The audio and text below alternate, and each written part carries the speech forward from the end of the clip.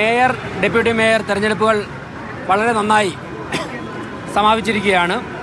ശ്രീമതി ആശാനാഥ്, കരുമം വാർഡിൽ നിന്നും വിജയിച്ച ശ്രീമതി ആശാനാഥിനെയാണ് ഡെപ്യൂട്ടി മേയറായി തിരഞ്ഞെടുത്തിരിക്കുന്നത്. മൂന്നാമത് തവണയാണ് ആശാനാഥ് കോർപ്പറേഷനിൽ വളരെ വലിയ ഭൂരിപക്ഷത്തിൽ വിജയിച്ചെത്തുന്നത്.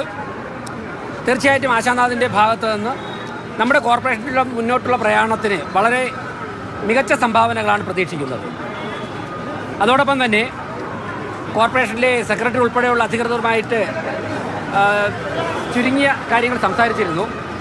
ഞങ്ങൾ പ്രതിപക്ഷത്തിന് നേതൃത്വം കൊടുത്തപ്പോൾ തന്നെ ഞങ്ങളുടെ ശ്രദ്ധയിൽപ്പെട്ട ചില കാര്യങ്ങളുണ്ട്. അതായത് നമ്മുടെ കോർപ്പറേഷൻ്റെ നികുതി വരുമാനം കോടിക്കണക്കിന് രൂപ പിരിഞ്ഞു കിട്ടുവാനുണ്ട്.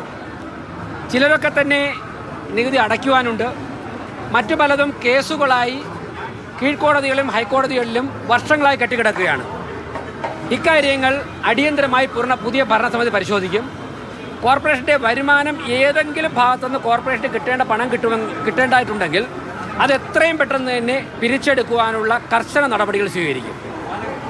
അതോടൊപ്പം തന്നെ വരുമാന ചോർച്ച തടയുവാനുള്ള നടപടികൾ സ്വീകരിക്കും. നമ്മുടെ വാഹനങ്ങൾ, ഞങ്ങൾ കഴിഞ്ഞ വർഷങ്ങളിൽ പലപ്പോഴും പറഞ്ഞിരുന്നു, കോർപ്പറേഷൻ്റെ വാഹനങ്ങൾ ഉപയോഗിക്കുന്നതിൽ കാര്യമായ രീതിയിലുള്ള ക്രമക്കേടുകൾ ഞങ്ങളുടെ ശ്രദ്ധയിൽപ്പെട്ടിരുന്നു. അക്കാര്യങ്ങൾ വിശദമായി പരിശോധിക്കുകയും ആ വാഹനങ്ങളൊക്കെ തന്നെ കൃത്യമായ രീതിയിൽ പരിപാലിക്കുവാനും ഉപയോഗിക്കുവാനുള്ള നടപടികൾ സ്വീകരിക്കുകയും ചെയ്യും. അതായത് വളരെ പ്രധാനപ്പെട്ട ഒരു കാര്യം, നേരത്തെ CPM-ന്റെ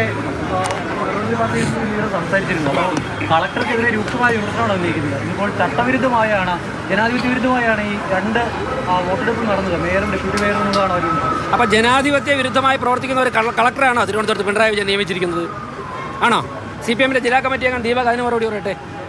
മുഖ്യമന്ത്രിയോട് ചോദിക്കണം, ജനാധിപത്യ വിരുദ്ധമായിട്ട് പ്രവർത്തിക്കുന്ന കളക്ടറെയാണോ താങ്കൾ തിരുവനന്തപുരത്ത് സ്റ്റേറ്റ് ക്യാപിറ്റൽ നിയമിച്ചിരിക്കുന്ന മുഖ്യമന്ത്രിയോട് ദീപക് ചോദിക്കുക. അതിന് മറുപടി കിട്ടിയ ശേഷം ഞാൻ ബാക്കി പറയാം.